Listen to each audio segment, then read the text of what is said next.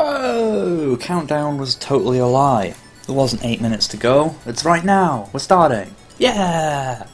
Hello, everybody. Hello, is it, 33 of you? Who are here at, 11 in the morning? Probably a bit later than I initially planned to start, but I didn't really plan. This is why I didn't mention a time, because it would have been any time. It was just whenever I was waking up. Right? I woke up, started the countdown, went quickly, had a shower, as you probably could tell, had breakfast, and yeah, and now my hair is drenched, so you can expect it to sort of grow exponentially throughout the course of the day. That'll make a good thing on the time lapse. You can just, instead of watching the game, you can just watch my hair just grow into some sort of horrendous Ramsay Bolton-esque mess. People have taken on YouTube to comment saying that I look a bit like Ramsay Bolton. I'm not sure how I feel about that, other than that I really do need to get that haircut. Happy Monday! I told you I was stealing that. This playlist, by the way, I've been getting bare mileage out of this. I made this playlist for Ludum Dare 32, and like I've basically just been using it for every game dev stream I've ever done from that point onwards. Feel free to let me know, as people usually always do, that the music is too loud or whatever, and then for me to disagree when I watch the footage back later and feel that the music isn't loud enough. Yeah, still no haircut. I said I was gonna get a haircut in that video, didn't I? But then I ended up actually being really busy on that day and the next. and then it was Sunday and I couldn't go get my haircut, and then time-lapse video for Sean's hair, I know, right? Oh, sorry, Quackhorn Duck. You can finish making your noodles. It's not going to be that interesting for a good while yet, I guess. I don't know. Is the start the most interesting part? I don't know. Anyway, let me move some things around. Also, my desktops are set on like a slideshow, so those might randomly change throughout the day as well. Where should I put my start menu? Do people want the start menu on the screen? I feel like that takes up too much space. I mean, I'll just move it over here. Music is too loud. It isn't.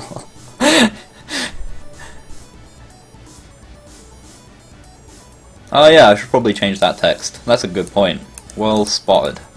I'll identify. And this isn't Braid speedruns either, so that's entirely a misnomer. Mondev. GameMaker thing. Making a game. Yeah. There we go. That'll do.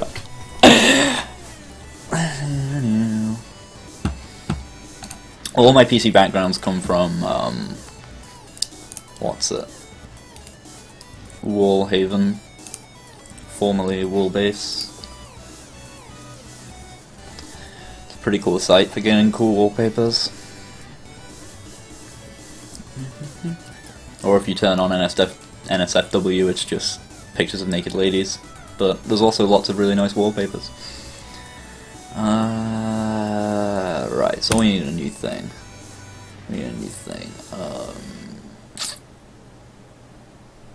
Yeah, I'll stick a folder on Dropbox, why not?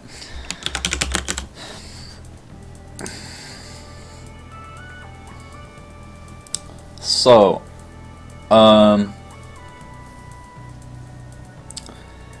in terms of what we're actually going to do, follow about it a bit, but it's mostly, at least today, it's going to be, we're going to be building an action platformer type thing, of the type that I kind of, I don't know, was into growing up. Of like just fucking spikes everywhere and a double jump and trying to avoid spikes and horrible nasty things. And we're gonna build on that and see, because I want like to involve my Patreon people and I guess you guys as well in like exactly what it is we build. But while keeping kind of like a general direction clear. So we're doing, as I said, action platform type thing. And it's going to be pretty simple. And I think a lot of today, honestly, once the basic mechanics are in, we'll be doing like some simple level design things. And also like game feel stuff, and like making death feel really awesome, and stuff like that.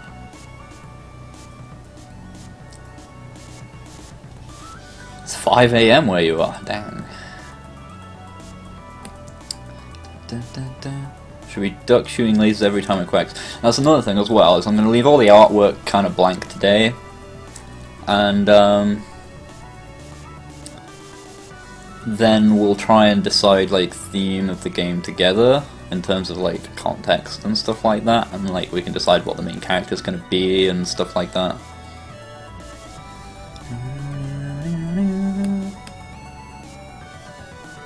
Who's encouraging me to make raid copies?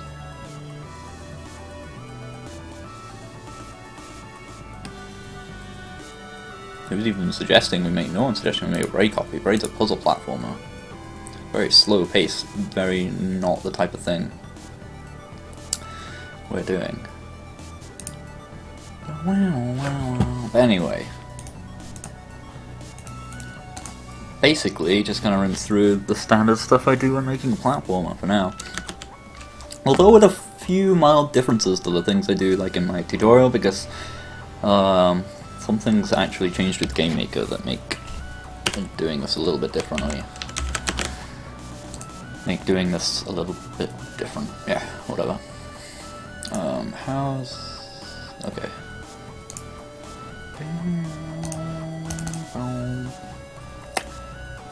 How big am I gonna want this guy to be? That's a good question.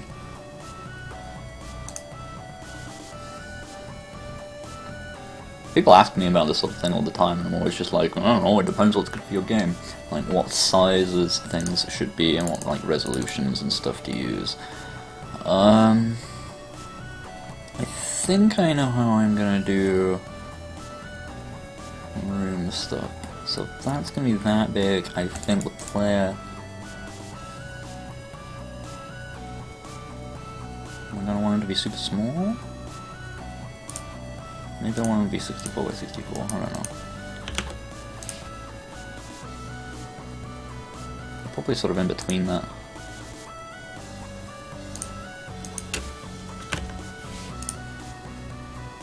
Yeah, something like that. And let's just make like a hitbox of some kind, I don't know.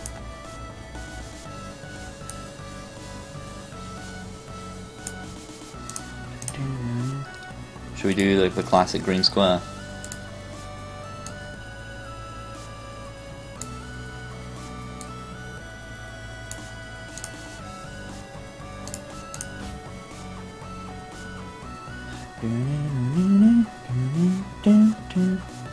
The GM8 skin.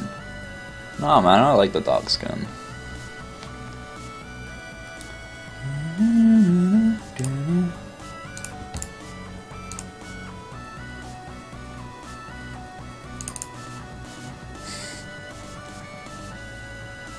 Well, like, people forget I'm in the UK, so over here it's 20 past 11 in the morning, so I actually got up quite late. But I'm gonna be here all day. I'm gonna be here all day. So you don't have to worry. Watch me complain.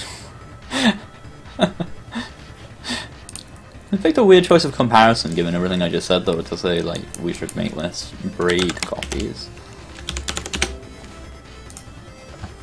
Like if you'd have said something like we need less Super Meat Boys, then maybe that would have made more sense, but...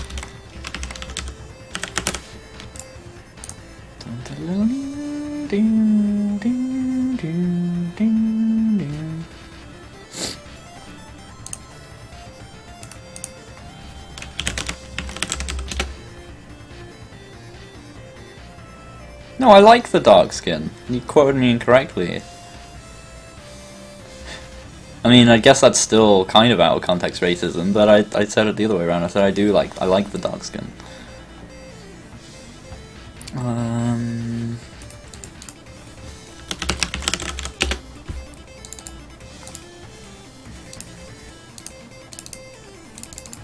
Oh jeez. I might do a thing where I do like tile-based collision rather than like object-based collision. Later.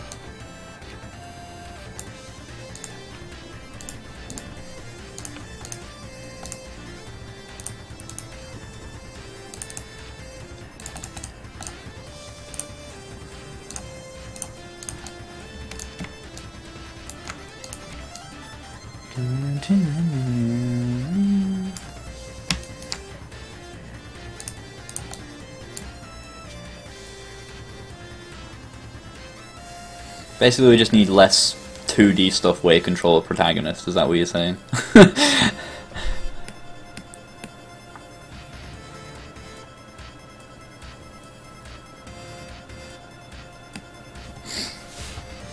Maybe that's what you're saying. I don't know. Oh damn, the retweets are real.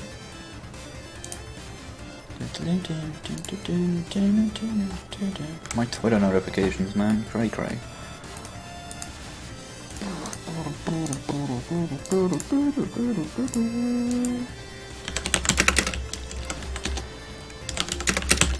I don't remember what other variables I need.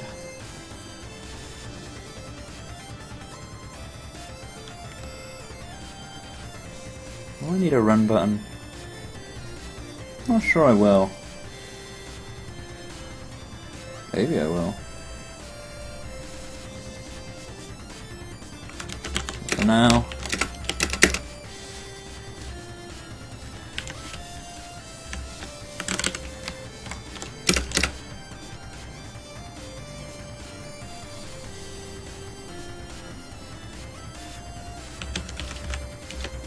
All these numbers are going to be wrong, but whatever. Whoever made a tower defense shot? No. Kind of played around learning how to do the pathfinding of them, but I've never actually made a tower defense game.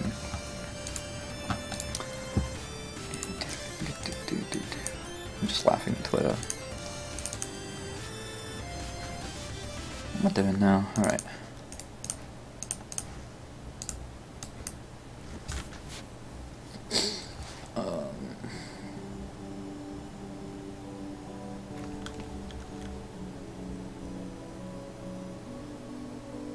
Should I stick this in a script? I guess I may as well. I'm trying to code this like... It's hard not to go like sink into Lidam mode where I code everything lazily so that it just kind of functions. I'm trying to build this in a way that makes sense so that when I release the source code it's not awful.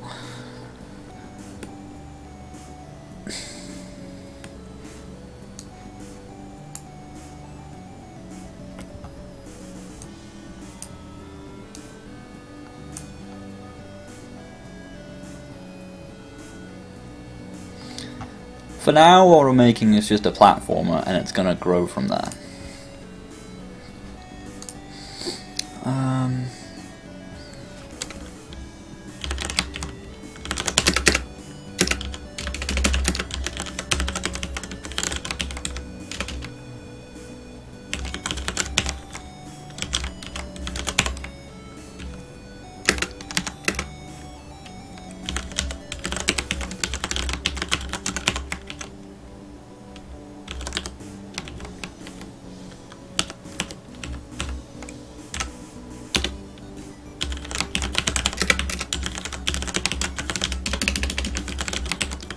So at the moment I'm just kind of gathering inputs.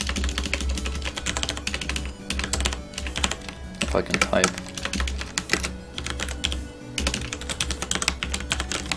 I'm also going to have to make this font smaller pretty soon.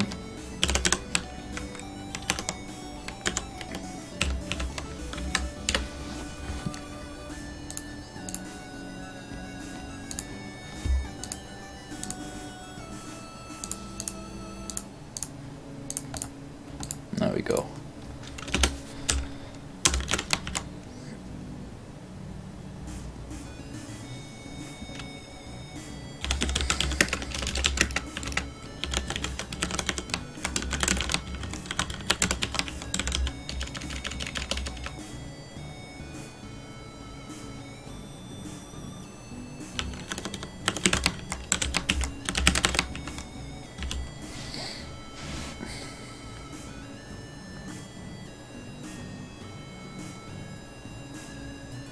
I don't know, that's an interesting question. If I'm working on something myself, I'm the only developer, I'm very unlikely to make a design document. I'm sometimes likely to take notes and write a bunch of stuff, but not really in the same, like, that's not really how I define a design document. Generally, the main advantage of a design document is that you make something that keeps everyone in your team on the same page, which, unless you need a lot of help keeping yourself on the same page when you're making your game, you don't really need it when you're doing something entirely yourself. I do generally personally tend to have an idea, I jump in there and try and prototype it, and then I just kind of go from there. That's how perspective and another perspective worked. I did end up writing a design document for perspective because it was my final year project at university, but I kind of wrote it as I went rather than writing it all out first. I have no idea what it would sound like. It just looks like an O, so I would just say it like an O, so I would say Rod, Grod, Med, Flowed.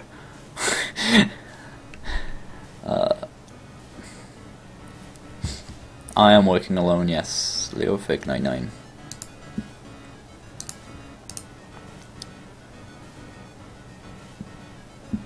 Blah, blah, blah.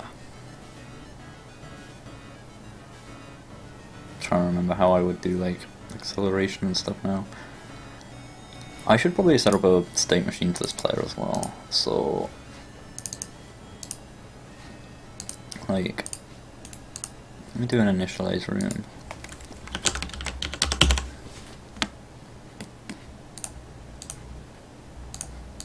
So I have a black room, gold room in it, which is going to be the first room of the game, and its creation code is going to keep everything that we need to actually initialize about the game, global wise and so on.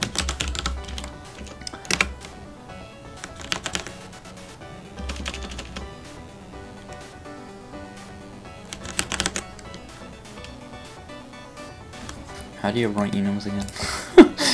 Like that, okay. There's a few things that I always have to look up every time I do them. One is enums and the other one is switches. And also for loops. I always have to look up the exact formatting of them every single time I write them.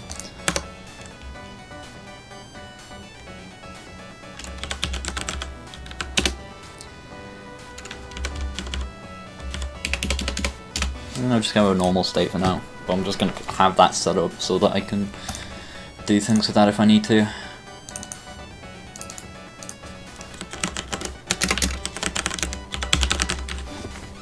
Put them in that state. I like how I made that script get inputs and I've not put anything in it, I've just done this.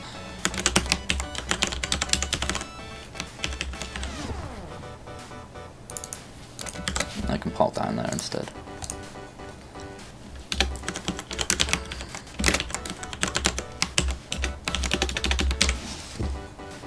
Boom. Everyone's in all kinds of different time zones, which is very interesting. Yeah. I know, I just I always forget it. I forget that you have to separate each one with a semicolon as well, as opposed to just as you normally would in arguments for things, you would just comma separate things.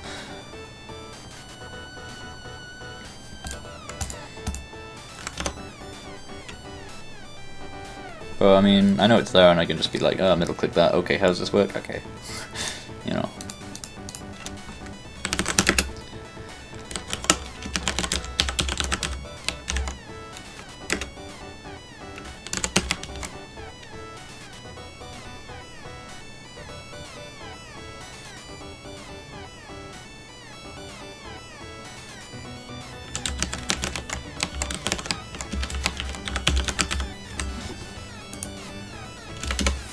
I'm sure I had a better name for it than that before, but we'll use that.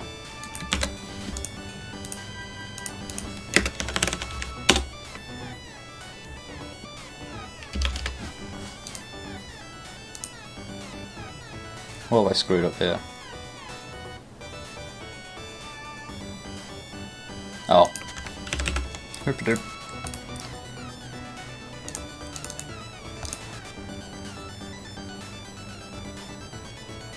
Yeah, like, I have to re-record elements of my tutorials a lot.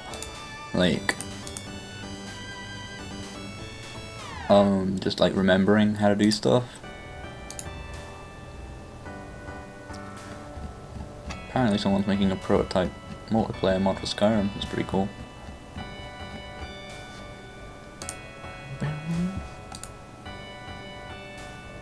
What am I doing? I'm making a platformer, but I'm like dividing it into, like dividing the player stuff into scripts that I can call at different times and different situations, rather than just having everything in one big step event. Yeah, that is really useful. That's like, I use that all the time.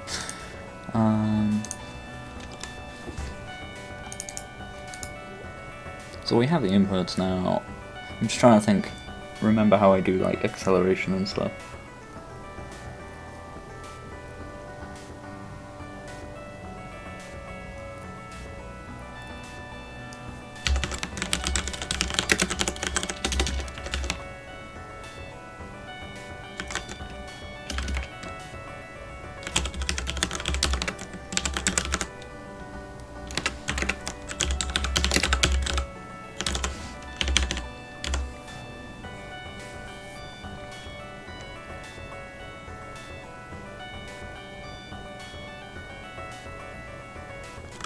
Can I just do something like...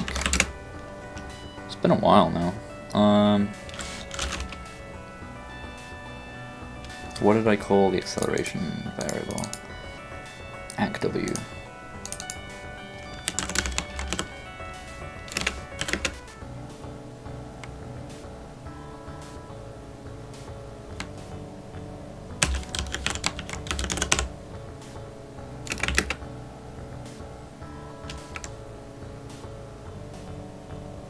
No, key right minus key left, yeah. Then that'll give us either the acceleration times by 1 if we're going to the right, minus 1 if we're going to the left, or 0 if neither or both.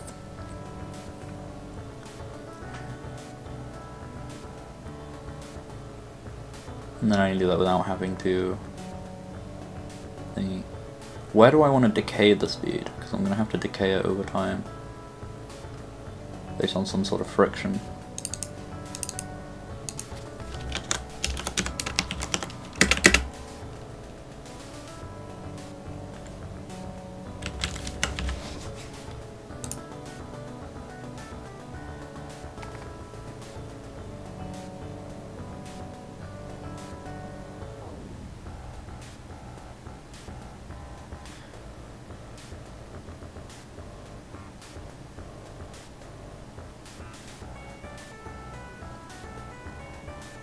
Yeah. More or less do it as, and as Jobo said, like with a Switch you can only check things.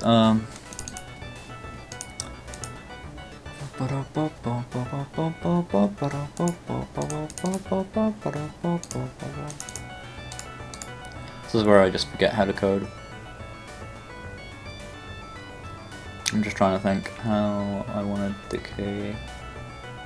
I think I just want to like...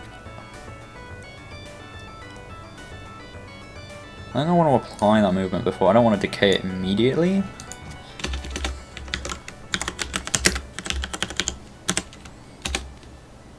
So like...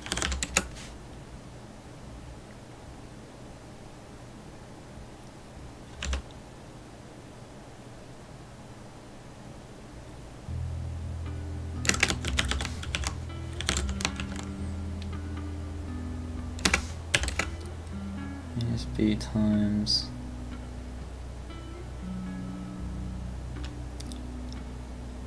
whichever is small, I guess.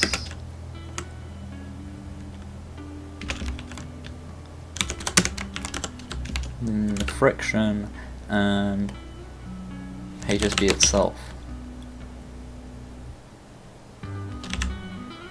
I think that works. I write this differently every time I do it. Oh yeah, that's a good point.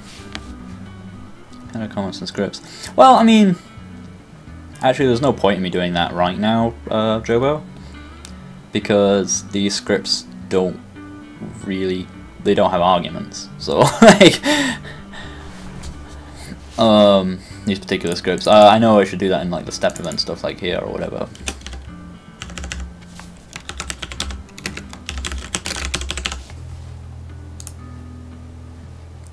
And so on and so forth. You do, because like if you type, for those that don't know, you type 3 slashes at the beginning of like a script in an object or in like an event, you get when the comment you put after that appears as the name of the action, which is pretty cool.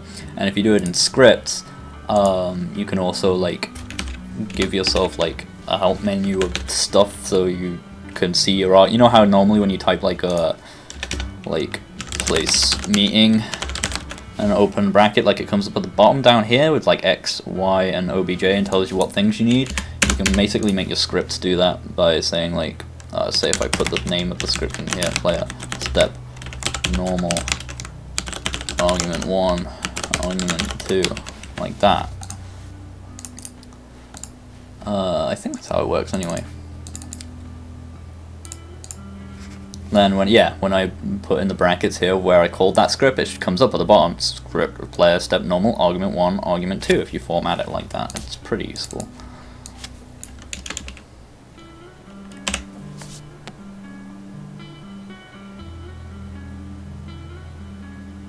I guess, I don't know, I don't think I've ever had that problem, Jobo.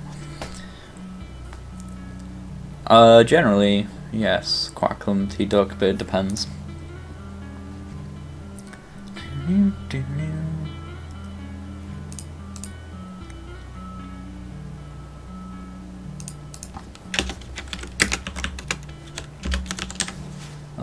Let's try and see what the hell I've got going on here.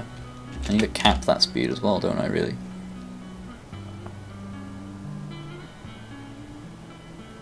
Do I just use a clamp? That would be the easiest way.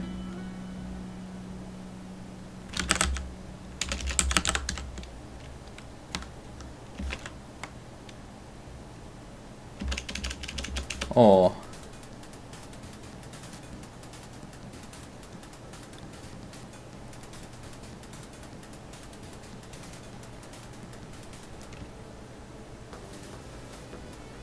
just thinking now.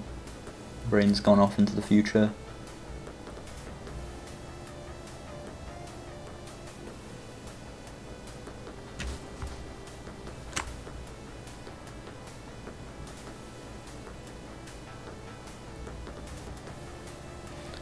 The last few songs have all been by Desk, I'm pretty sure. Yeah, they're all music by Desk. He's a Street Fighter player slash bass player slash makes good music. And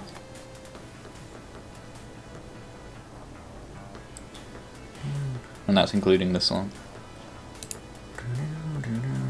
And the last few songs.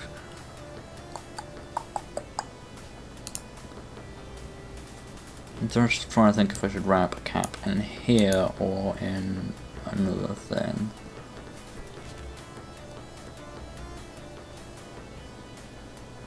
I'll do it underneath.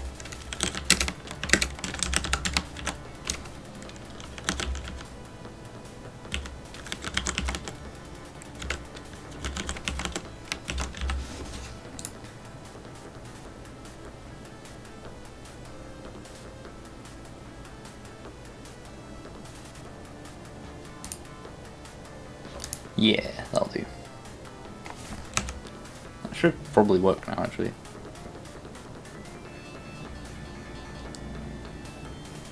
Is the duration 2 days? No, man, it's gonna be like 4 or 5, probably. Oh, my initialized script doesn't actually send me anywhere.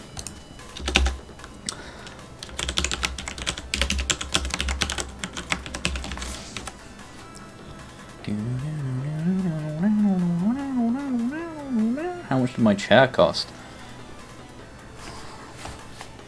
I don't remember. Not that much. Whoa, okay, this is not working how I thought it would. What have I done wrong? Everything. First of all, put that to 60.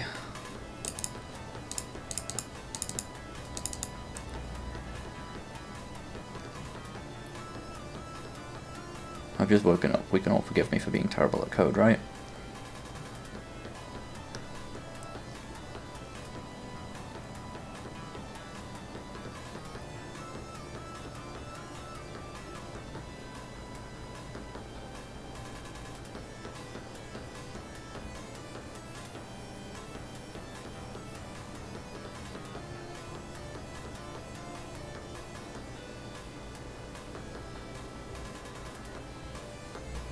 That should work.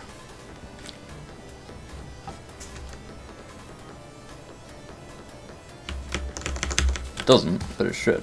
I feel like it should.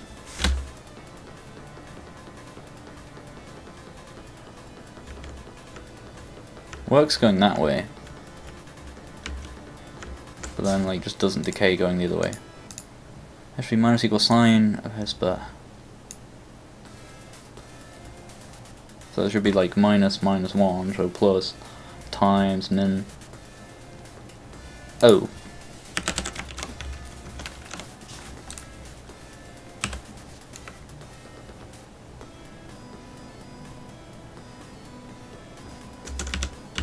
There we go. Okay, the numbers are all a bit off, but it's working at least.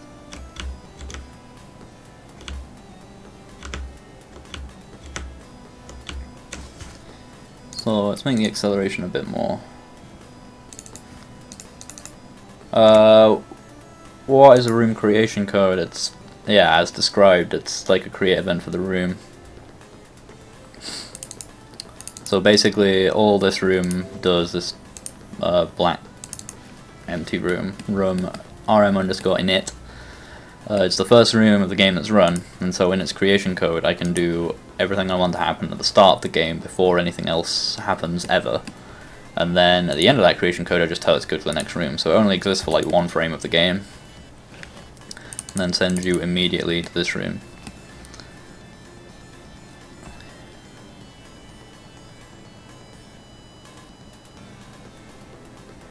It kind of depends, Mitchell. Because you can get just as lost making a million scripts, but I mean the main reason I'm making scripts in this case is to allow me to use like state machines and stuff.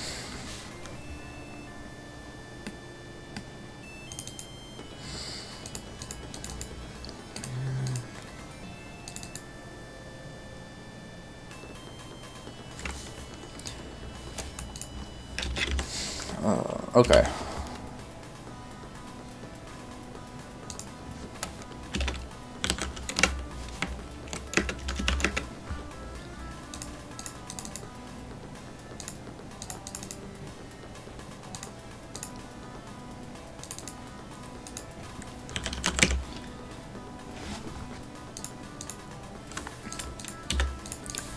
SQL graph.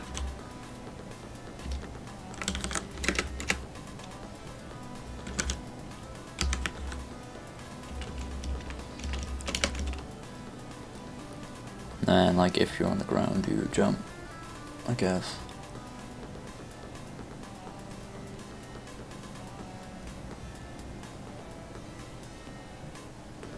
Yes. Okay, so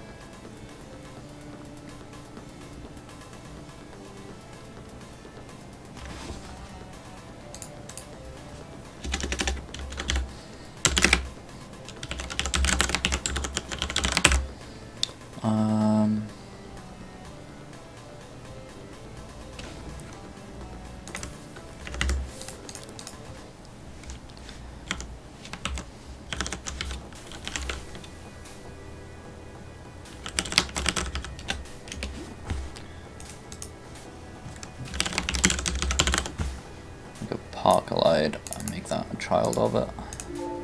No, wrong one. There we go. Just made prepare an object for that so that I don't have to rely on only colliding with that one wall.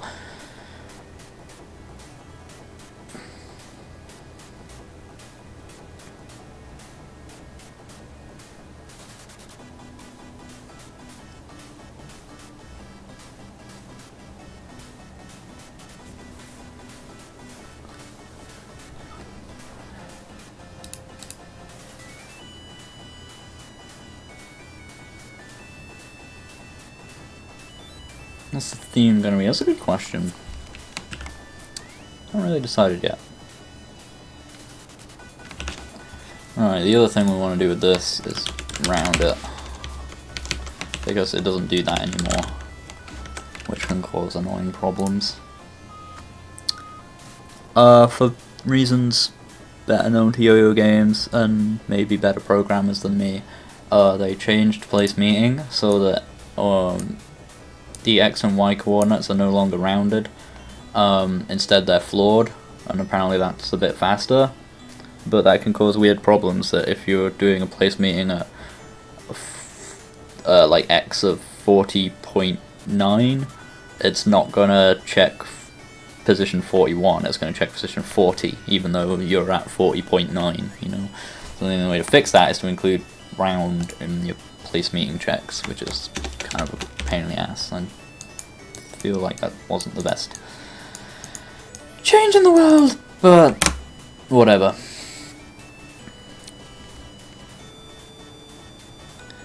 Yes, it is a platformer. Will we play Transformers? Probably not. Maybe a lot later, I don't know.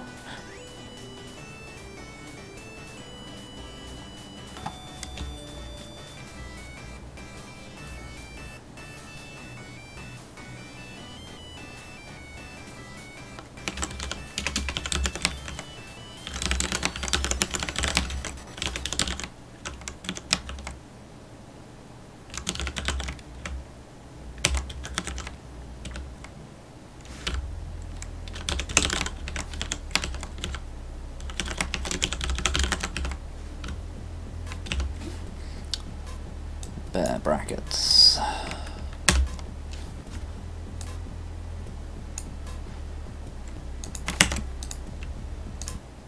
The hardest thing for me is remembering how many damn brackets I opened.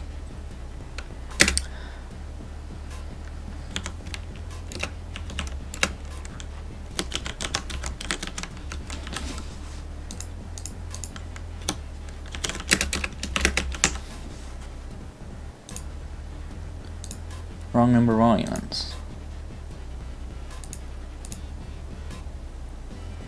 X.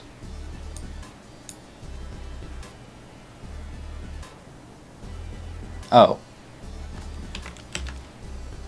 That was dumb. There we go. Ugh, brackets, man. Brackets are hard.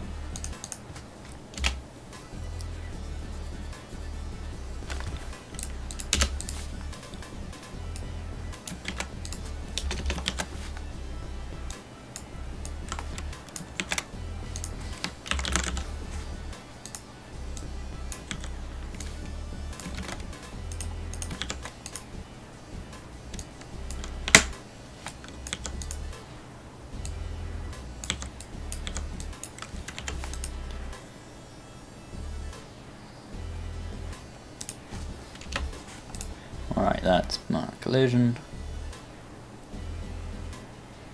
Which I could put in a script of its own right if I really needed to.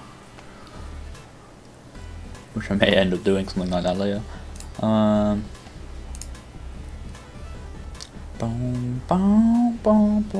There's an interesting thing to note now about how this is set up. Is that all this collision check stuff happens in this script, which is player step normal, which gets called while our player is in the normal state. If our player is in a different state, like if he was climbing a ladder or something like that, for example, as I demonstrated in my state machine tutorial, then it would skip all of this code and it wouldn't do any of the collision check stuff. Yes, 2D, Brando84, I plan to just tell Twitch to upload all of the footage to YouTube. I just don't know how YouTube will handle it because there's a lot of it. I don't know how it handles me just telling Twitch, yeah, send this 12 hours of footage to YouTube, and how it works. Past broadcasts on Twitch only last for like a week or something like that now, which is a pain in the ass.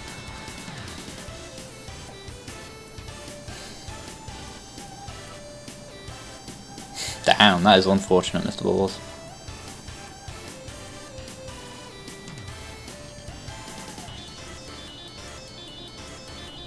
I was gonna say, I already made a tutorial on inventory, man.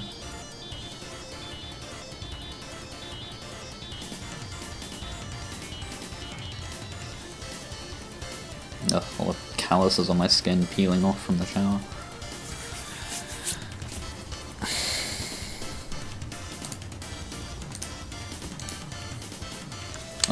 So unless I screwed up, I should be able to... Wait, nothing will change because I haven't placed anything anywhere.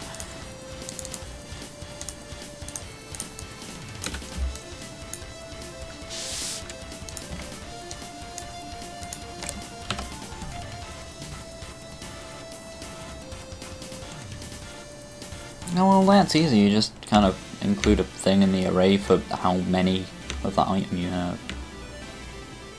I don't know, maybe I'll do something on that at some point, because a lot of people ask for it, and it's quite straightforward.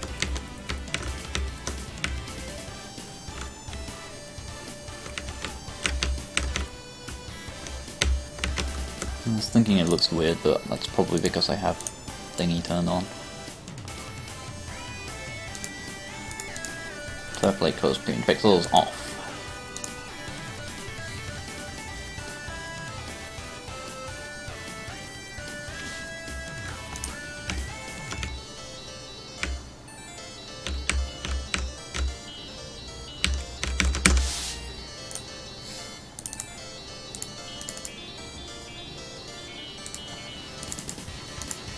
If you're wondering why I'm generally coding this a lot slower than, say, I coded the platformer for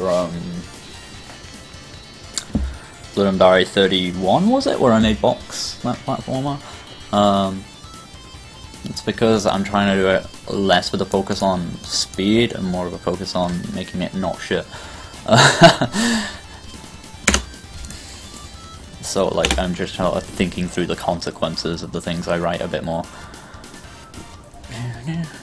than I usually would care about.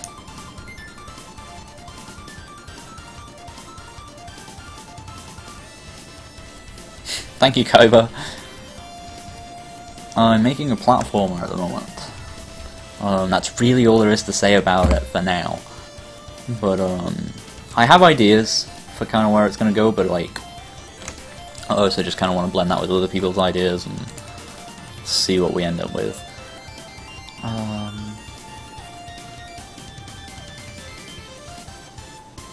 I think today has spent a lot of time just making it as robust as we can.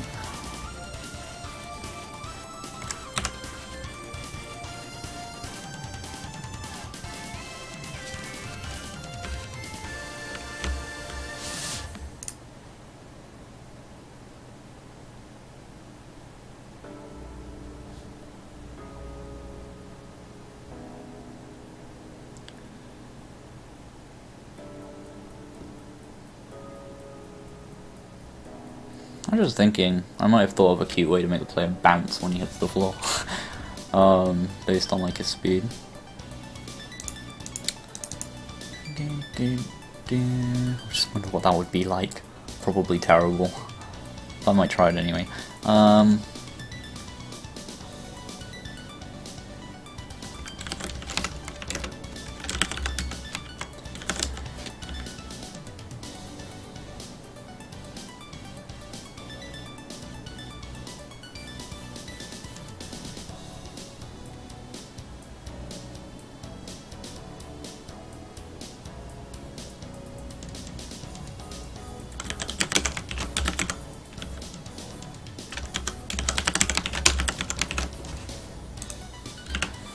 Maximum impact of gravity.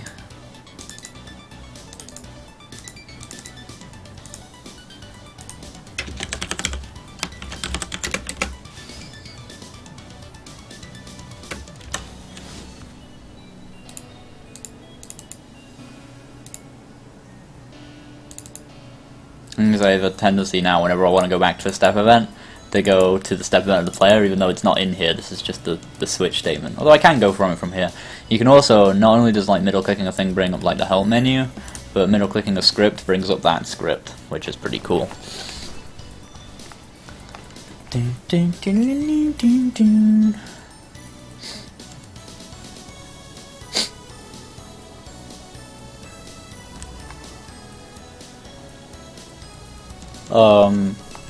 Hard to say, Rider Gaming, but technically the most commonly used pathfinding thing is a star, but I think the built-in stuff uses that, so I don't remember.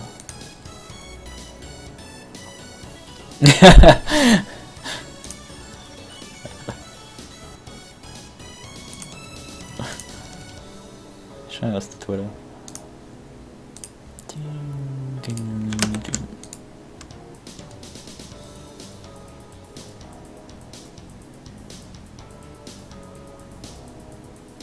There you go. Jobo knows more than me. I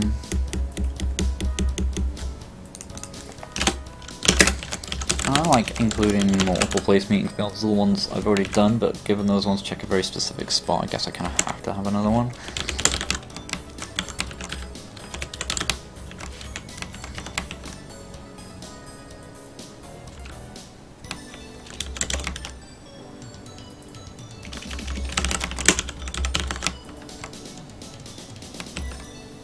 I don't know why I wrapped that in brackets.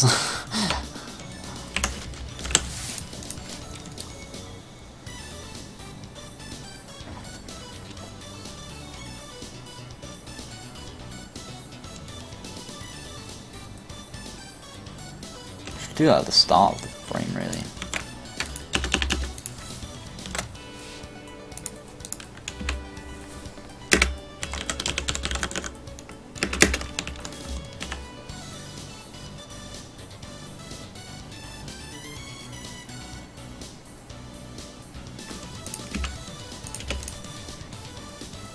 Wait, what have I done wrong? What brackets have I screwed up? That one, okay. I can't remember the last time I needed a ground variable, but I feel like it's a good idea here. I'll probably change my mind later and be like, why do I even use that?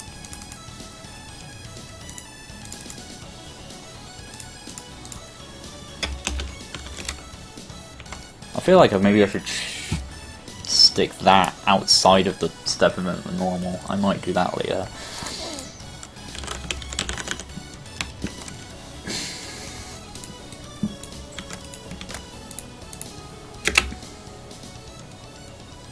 I thought for a moment ago I want a state for being on the ground, but not really. Actually, maybe if I can do ground state, air state.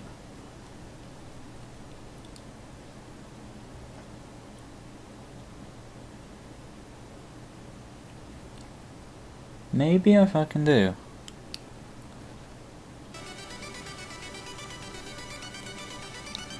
For now, no. But might be a good idea.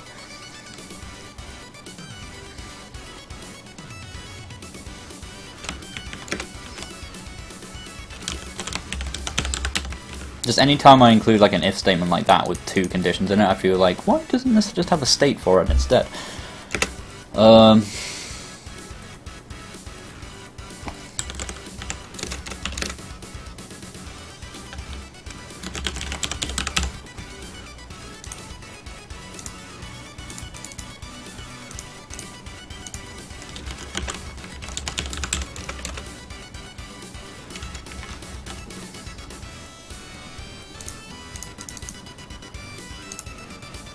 Basically, and Aberlin Gamer, so like, it checks to see if that's true and that is true.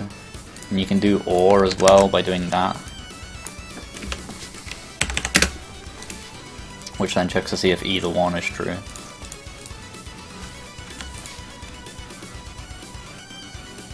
This is okay for now, and I can make it better later if I have to.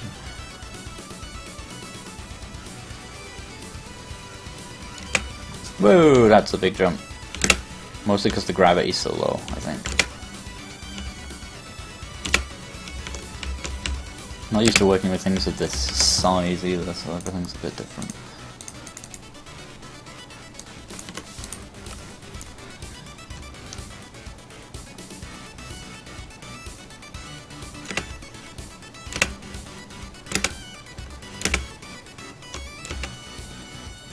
Oh jeez.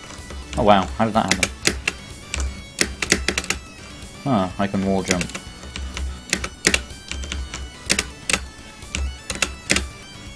Not sure what that's about. That means it's finding that collision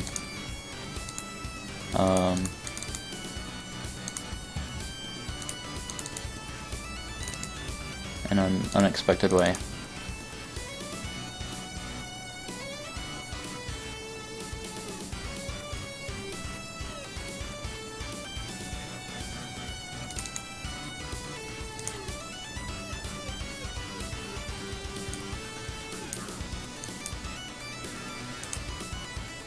With the foot? Is it just because of how I'm rounding it? Have they changed that back now?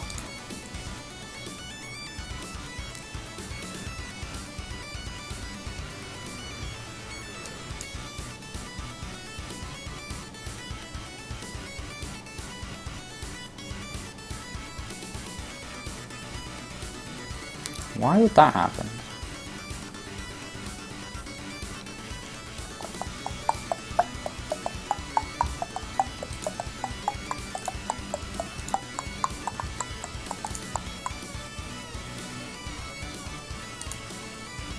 I think there are extensions that can let you do that, kinda.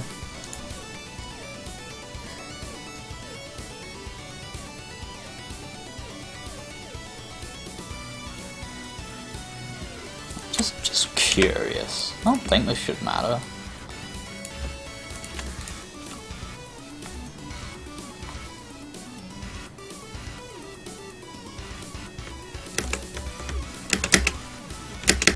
No, yeah, it's still doing it.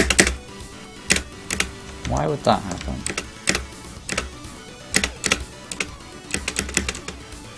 Oh, well, it's just doing it everywhere. It's not when I'm touching the wall, it's just fucking everywhere. That's because it never sets it false. I'm a moron. Boo! Why would I do that anyway? I can just do this.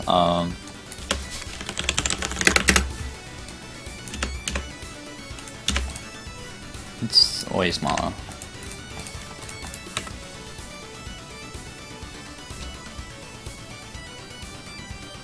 I was like, oh, I can jump on the walls. No, I can jump everywhere. I can fly. So yeah, guys, I'm actually totally good at GameMaker.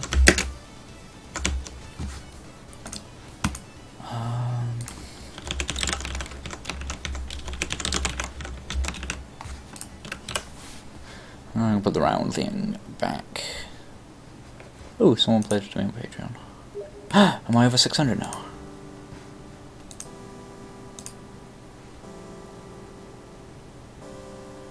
But guys, this is important. Yeah! I have no idea how long it'll last, but hooray, I am over $600 a month on Patreon. That is fantastic news. That is excellent. That'll probably last about 2 minutes. But for now, I can be excited. That people want me to actually carry on doing things. Can't show you briefly because I'd have to actually sit and think about that one. Dizzy Joe. Maybe that'll become a part of this, who knows. 600 hype indeed. Very hyped for 600.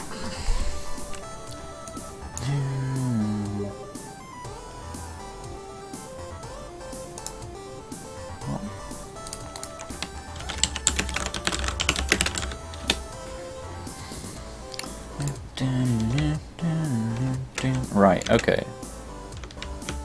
So does this all work as I think it should? Ah! I should include quickly a thing. My standard debug. Q press letters R. Like, I seem to include this in every game I make. Player gets a press R key to restart game function.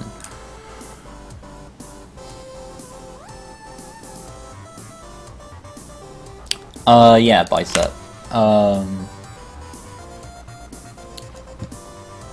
So, I mean, perfect opportunity for me to take a break to remind you all about my Patreon account. Yeah, there's a link in my bio, like, under the stream, depending how you're watching it, I guess, for my Patreon account. Basically, I'm sick of running adverts on my videos.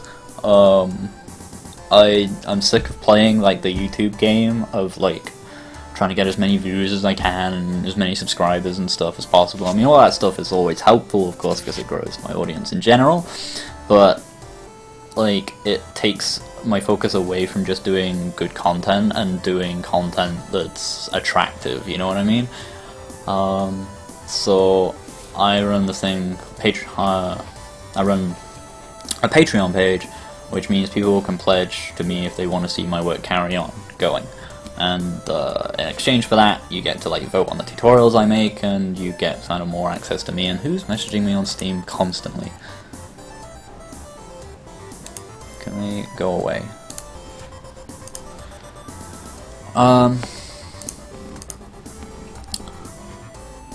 What was I saying?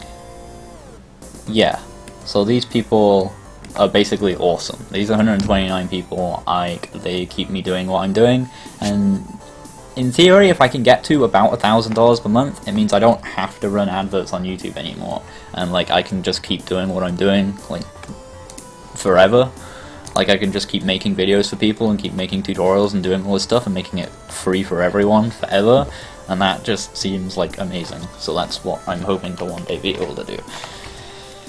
So then I don't need to appeal to people, like, subscribing, liking, and I don't have to I don't have to make choices for what stuff I do based on, like, what I think will be popular, rather than what I think will be most, like, actually useful and important to people.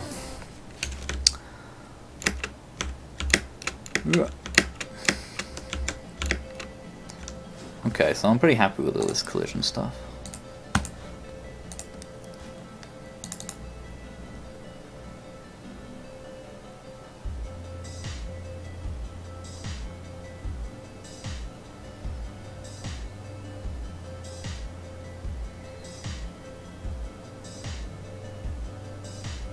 Yeah, this is what I was thinking, Calic, like, maybe I should have a separate state for when I'm in the air, meaning I can change all the numbers really easily without having to just wrap everything in an if.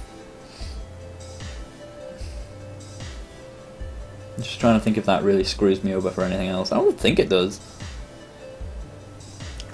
I might do that now.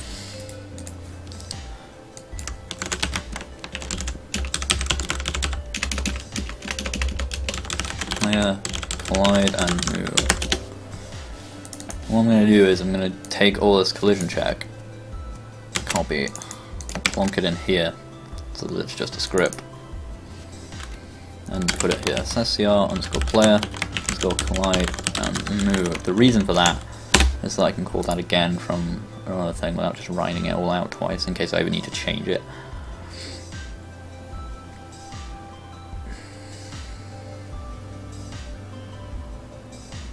Do I ever need to decay my vertical speed? Not really. Do I need any vertical friction? I don't think I do. Oh, my speaker's sitting on top of some of my magic cards. Bend cards. Magic the Gathering. It's a shit game, don't play it.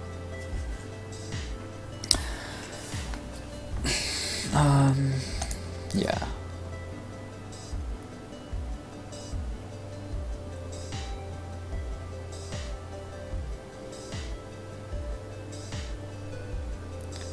So I'm going to duplicate the script and go SPR underscore player to step underscore.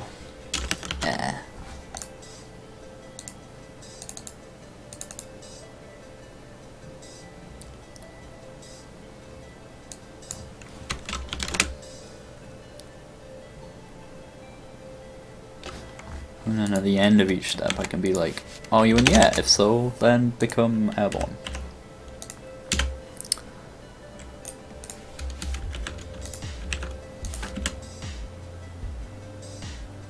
Or I could do it from glide and move, like when you hit the floor.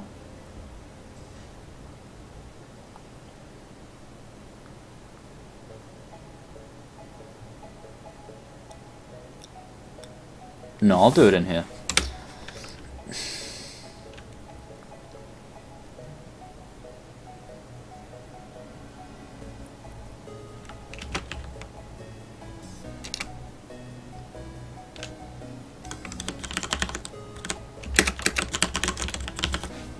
Let's actually initialize that state though. Enum states, normal. All this does is lets me set like different friction and stuff for being in the air. And generally allow me to do anything else that separates between like being on the ground and being on the air really easily.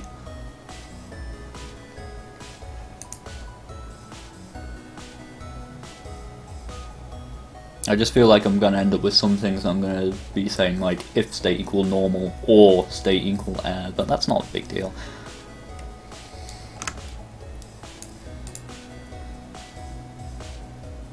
And this way, like, I know that I'm on the ground, so I don't have to check if I'm grounded anymore. I can get rid of that variable altogether.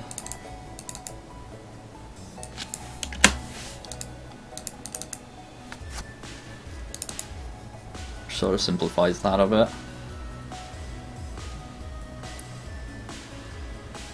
Right, I'm going to include it in the thingy actually, because people are going to be asking all the time. And people are still going to be asking all the time, but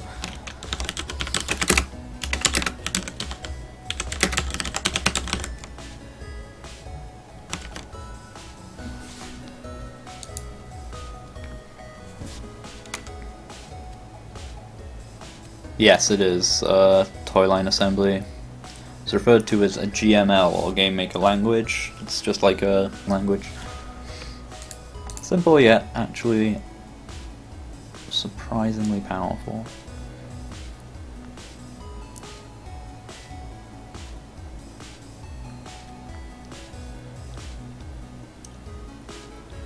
Parkolide is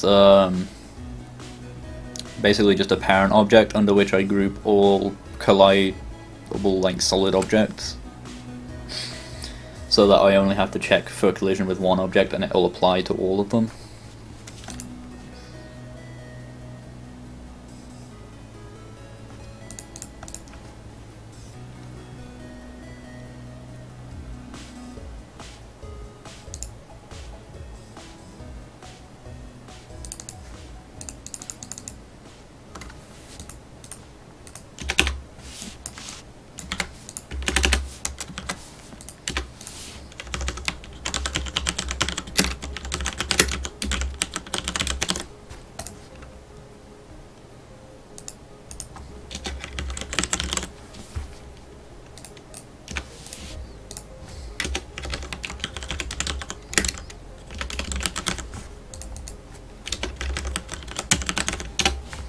Now I can have another group of like numbers setting up speeds in the air.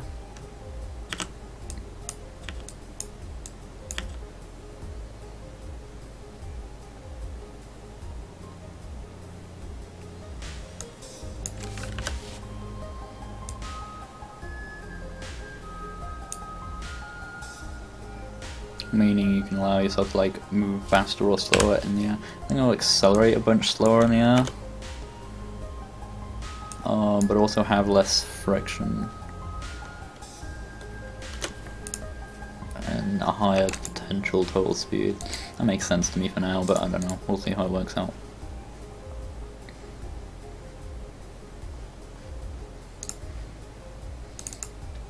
And now for this, Right, let's copy this again. Remove that line, because we don't want to be able to jump while we're in the air.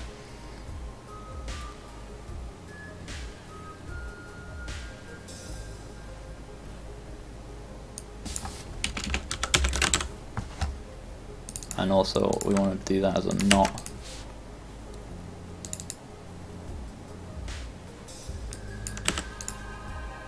You could even remove friction entirely while in the air, I guess.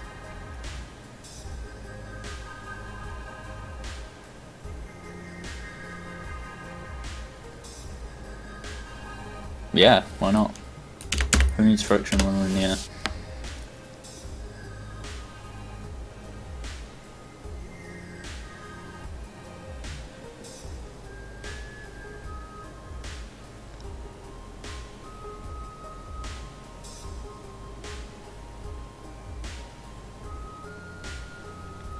Twitch sucks at streaming. If it's being bad in any way, let me know and I can try and change some of my settings. I think I might still have my encoding settings set really high. No, it's set to like 3000.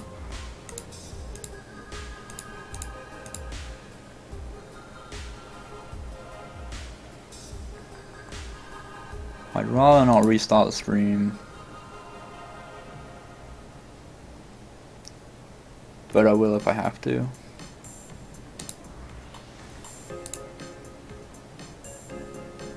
So let me know if it becomes a total stutterfest. I feel like it should be okay for now though. There's not really much else using the internet.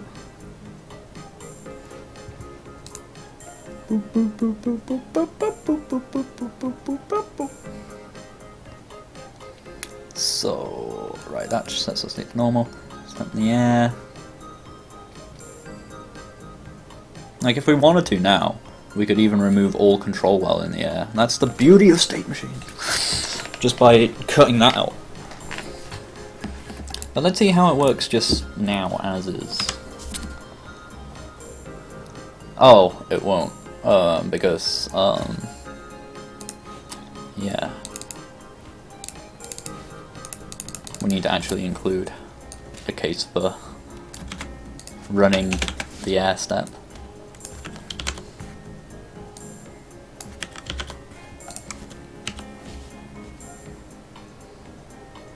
Hey, Pack Sciences.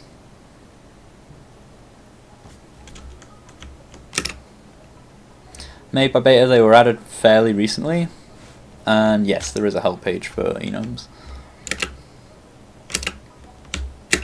Whoa! You definitely feel that lack of friction now when you go into the air. It's very slidey.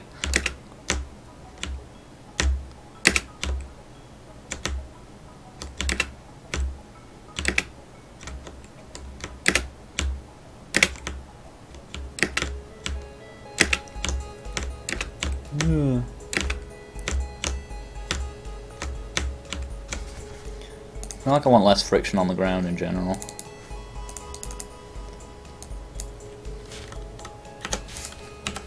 Like, the key with stuff like this generally is to change one number at a time, because if you change loads at once, sure, you might stumble upon the result you want, but it's impossible to really know the result or what you're going to get out of the number until you test it. So by testing one number at a time, you can see the exact effect it has, and then you know whether or not to increase it more or decrease it or change a different number, and so on and so forth. Always try wherever you can to only change one number at a time. I'm sure I will break that rule many times over the course of these streams, but it's a fairly good rule. A lot of today will just be me, like, trying to get numbers right for this dude. It's pretty good though. Feels nice. Like, I can land really precisely on that. Oh jeez, he says. Oh, it is a bit slidey though.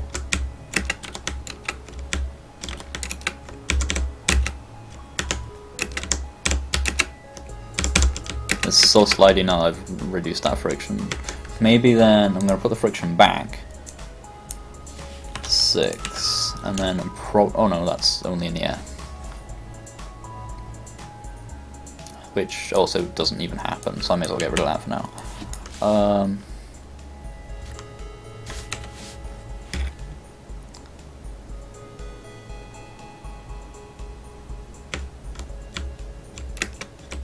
Yeah. Yeah. Oh yeah, did I even change those around? No, huh? Dumb.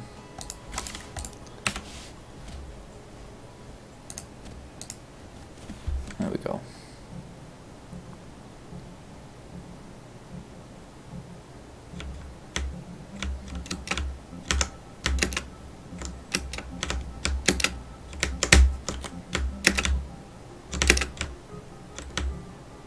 Okay, that feels very different now.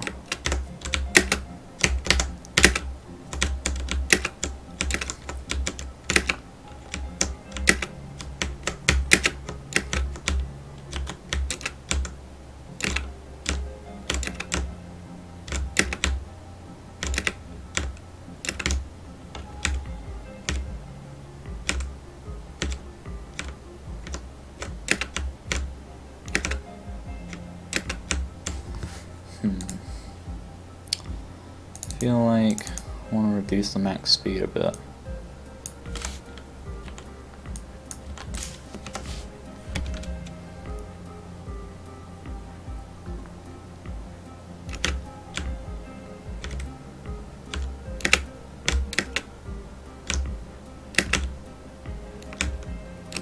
And then probably increase the acceleration a little. Make it feel a bit more like absolute.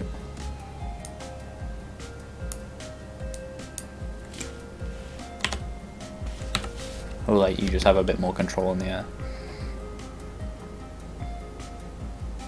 I'm not sure what you mean, Norman.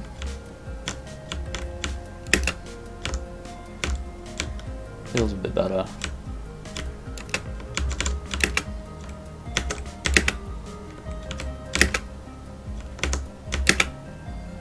I think like it just lines up as well. Like if I just hold right,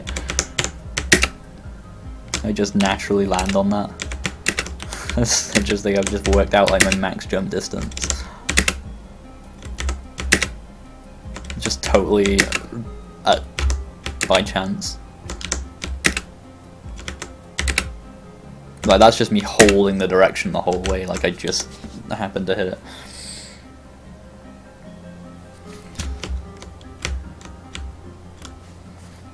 Let's up the friction a tiny amount.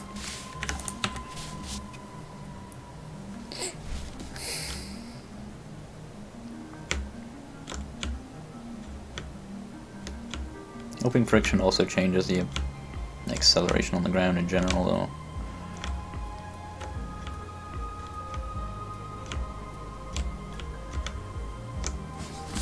It's always applied.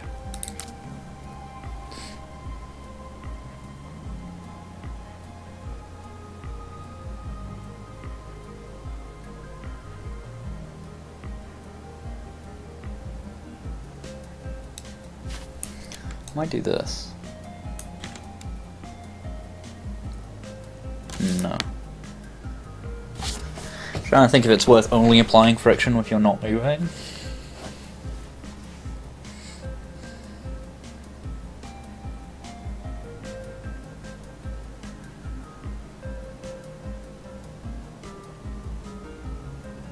Rather than having to fight against friction when you are trying to move in the first place.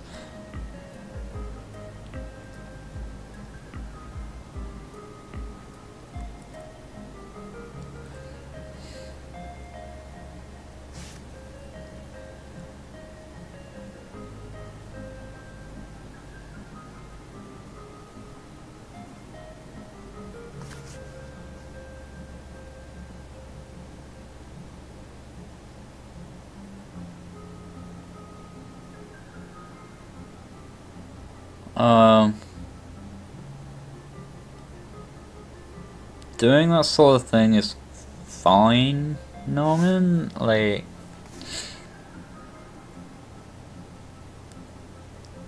I don't know if I do it, yeah, in exactly the way you described it there, but like the thing you're getting at, I'm pretty sure is fine. like, if you look at how I've done HSP here in the first place, it's acceleration multiplied by key right minus key left, and those key right minus key left is, like, from getting inputs is just keyboard check direct, VK left. You get right in A and D. So they're going to equal 1 or 0, they're going to be binary, as you were saying. And then, like, I'm using those binary results to multiply by my acceleration to know if I should move in either direction. You know? So I think what you're getting at is fine. I think.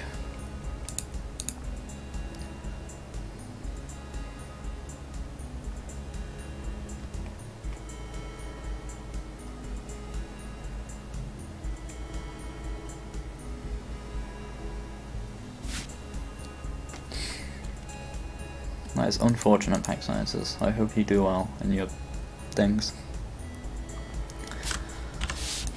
Let's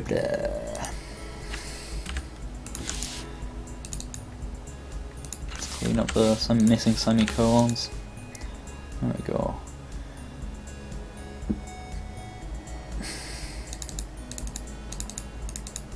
So now I have two states to play at. One where I'm on the ground and one where I'm in the air. And basically the one where I'm in the air just means I can skip a bunch of stuff that I don't want to do when I'm in the air. And also changes the variables that I use to move around a bit, while otherwise doing all the same stuff. Yeah. I feel like I do want to do this only when that's like not true.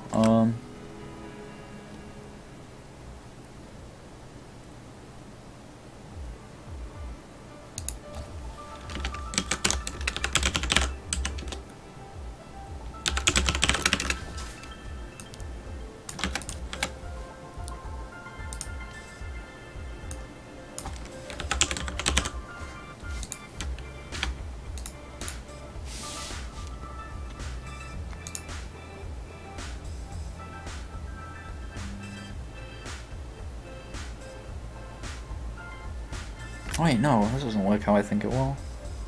Because it'll be 0 when I want it to be 1, and it'll be 1 when I want it to be 0.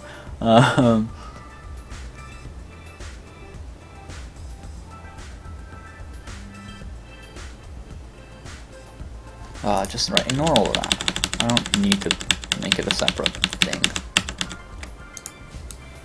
at all. That's just going to add more lines of code.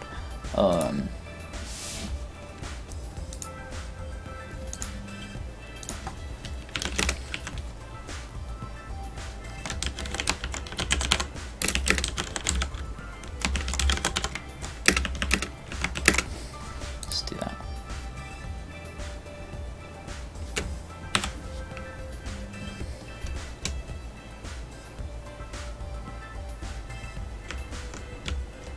Right, okay. That makes the initial movement feel a lot less sort of... It feels like you don't have to sort of grind to get going. Which I think I like. That will probably have all sorts of horrible consequences later, but for now I'm happy with that.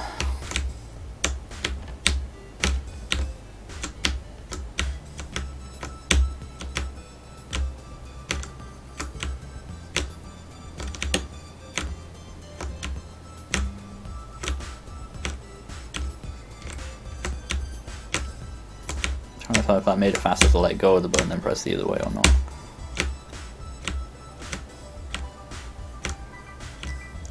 Interesting. Well, the friction's not higher than our acceleration, so no, it wouldn't be. It would be slower to do it like that. Yeah. Yeah.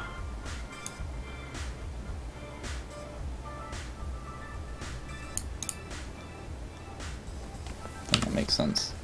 Try jumping about a bit. I'm basically writing my own physics made by Beta. I'm not using the physics engine that's built into GameMaker, or Box 2D or anything like that. It's not really a fitting choice for this sort of thing.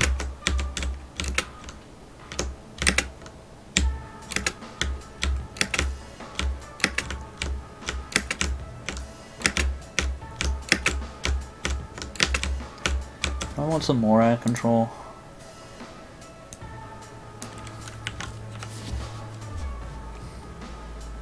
The variables are mostly going to end up the same after splitting them into states, but it's nice to have that option there.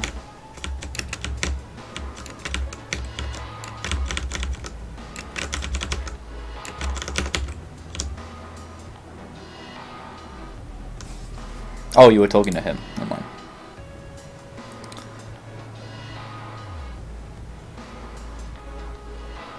Just got here, what are you making? Making an action platformer, JDev. I know.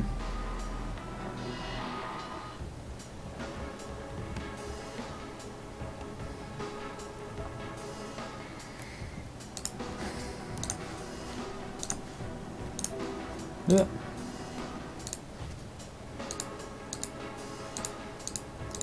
I always end up with like a million forms open because they don't automatically close when you load a new one. Like now I've opened 2, like this one's still open kind of thing.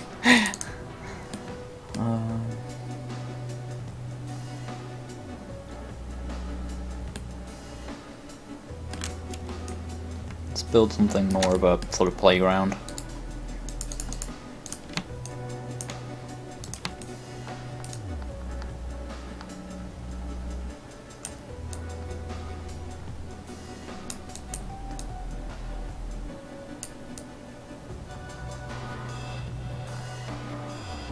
Probably going to want to reduce all my jumping ability by quite a bit. I'm not sure.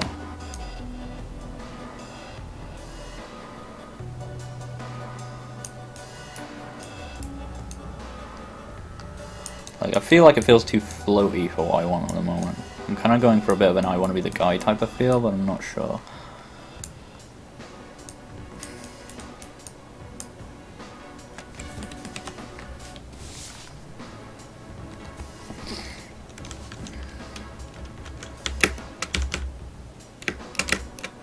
And the moment I jump about like just over 3 blocks high, it means I can't get up there.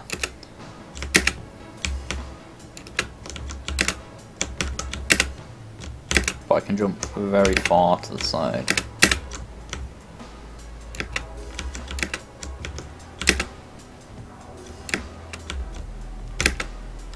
Like, hang on.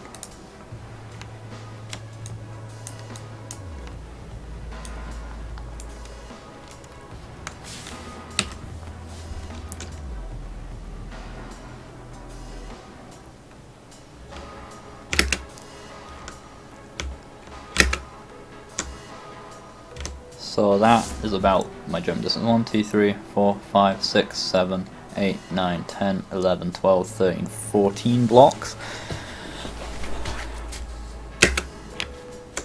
Horizontally.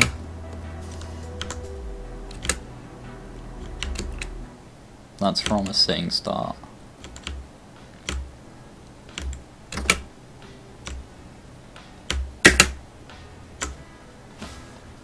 One, 2, 3, 4, 5, 6, 7, 8, 9, 10, 11, 12, 13, 14.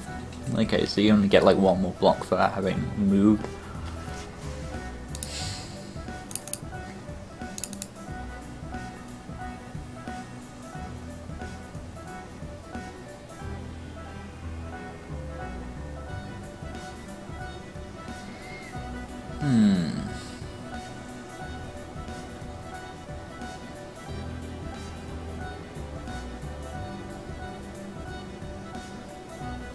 Let's increase that friction a little bit.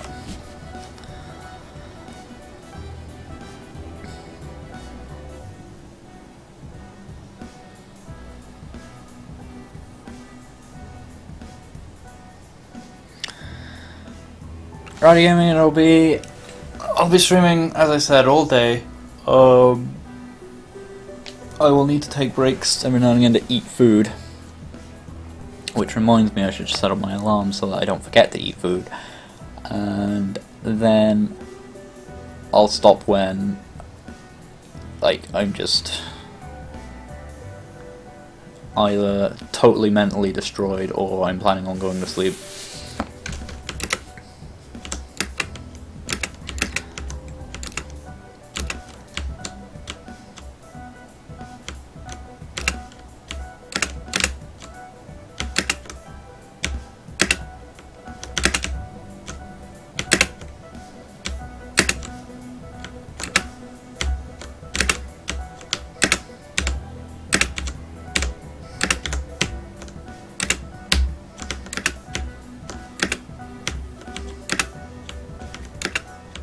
So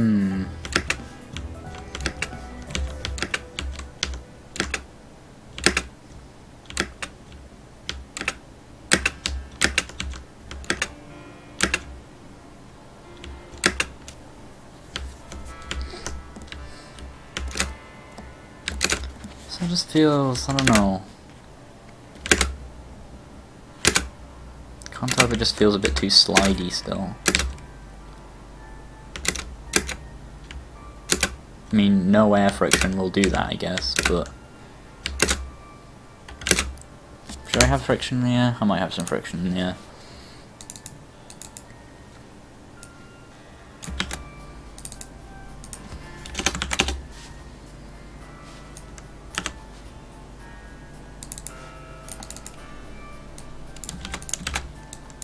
Make it the same to begin with.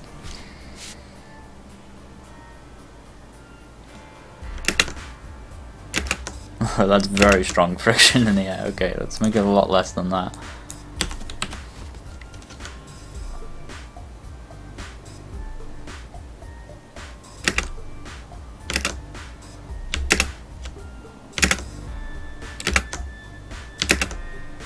That's better.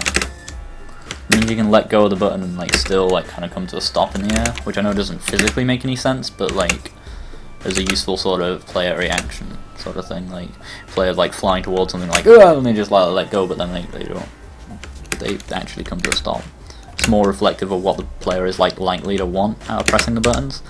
So that's what you're doing really when you set up controls for your game. You're trying to just translate the player's will into stuff in the game. That's why, like, that's like where air control and a platformer came from in the first place, right? It's just the player's desire to be able to like move around and be like, oh crap, out of the way, despite the fact, you know, if you jump in real life you can't really move around while you're in the air, right? But the game is not about mimicking reality in any way. It's about, well, not really, it's about just translating the player's will from their fingers into whatever happens on the screen. So, and also in real life there is friction in the air, just less of it. It's not like we're in space.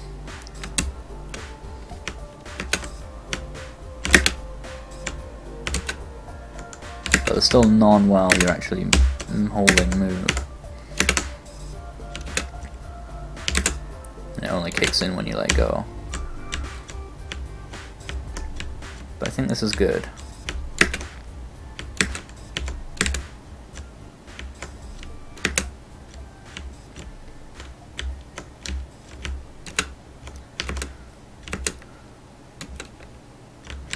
Okay.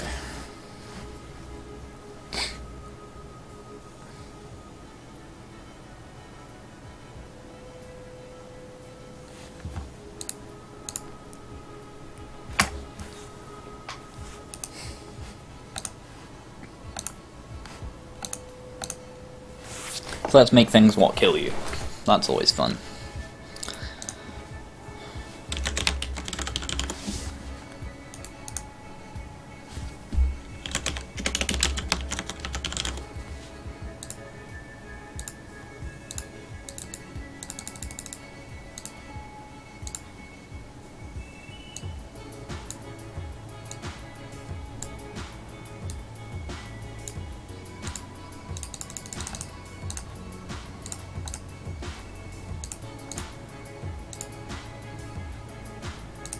Maximum, I want to be the guy now.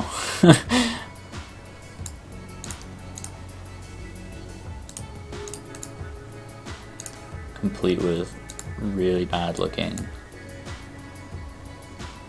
spikes. Hell, that'll do.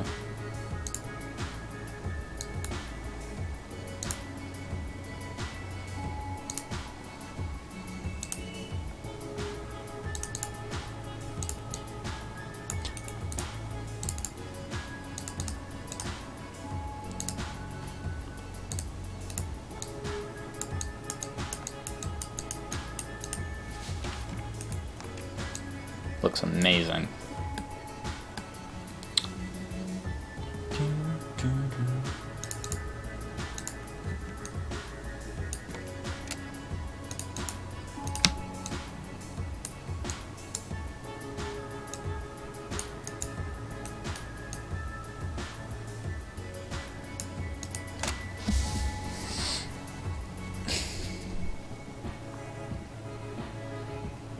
Yeah, you know what I mean, Jobo. It's the same thing, physically.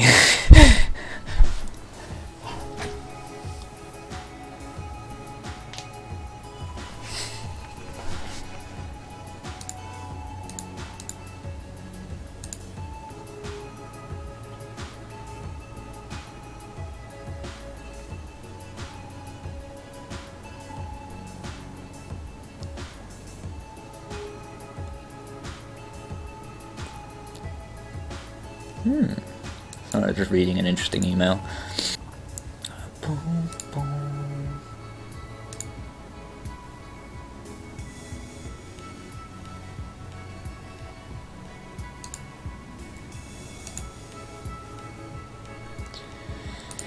Interesting. Anyway.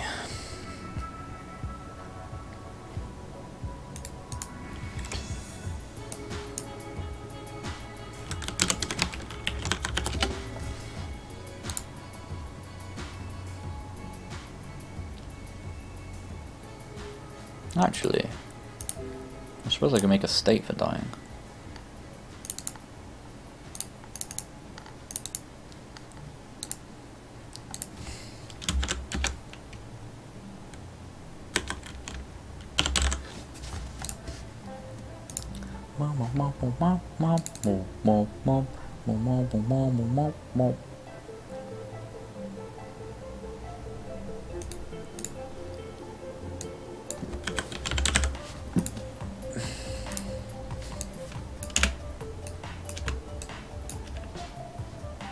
Don't need any of that nonsense.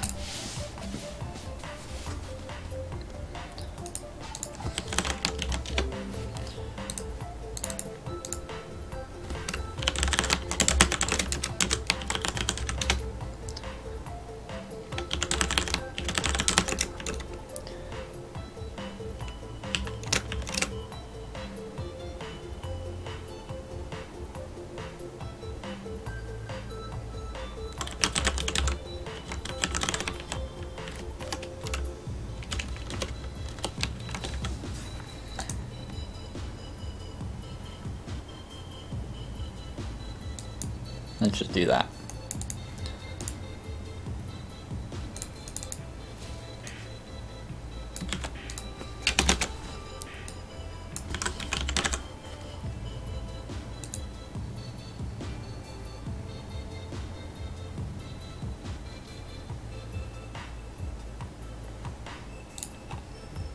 So I've been missing out on chat. What's going on?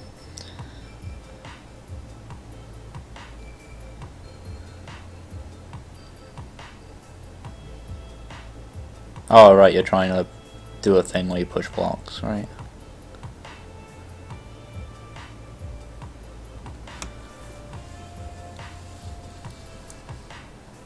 Oh no, I think I'm too behind with what you guys are talking about to help now.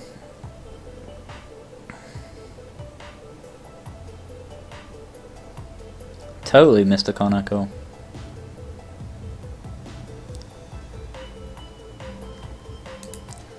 Dun, dun, dun, dun, dun.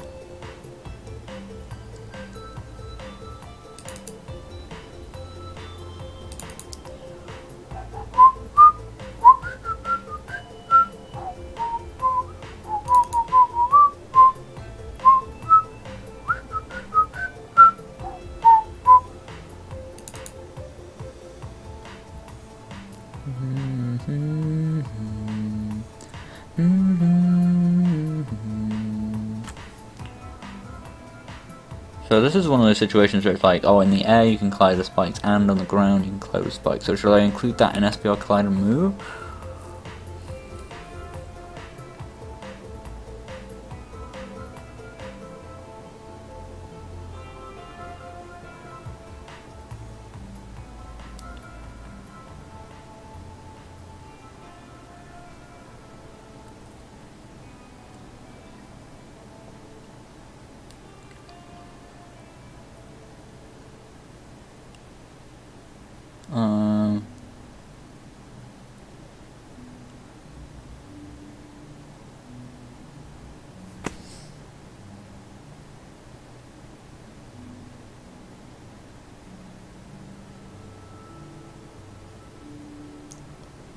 I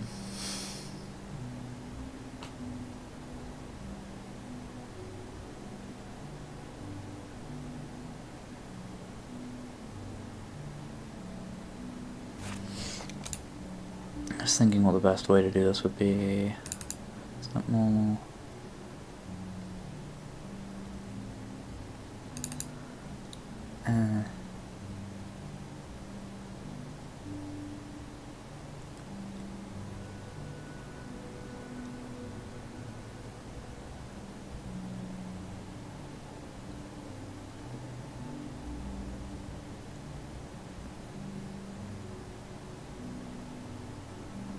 I could just have an invincible flag, as opposed to just checking entirely by state. Then each state can just turn that on or off. Seems sensible.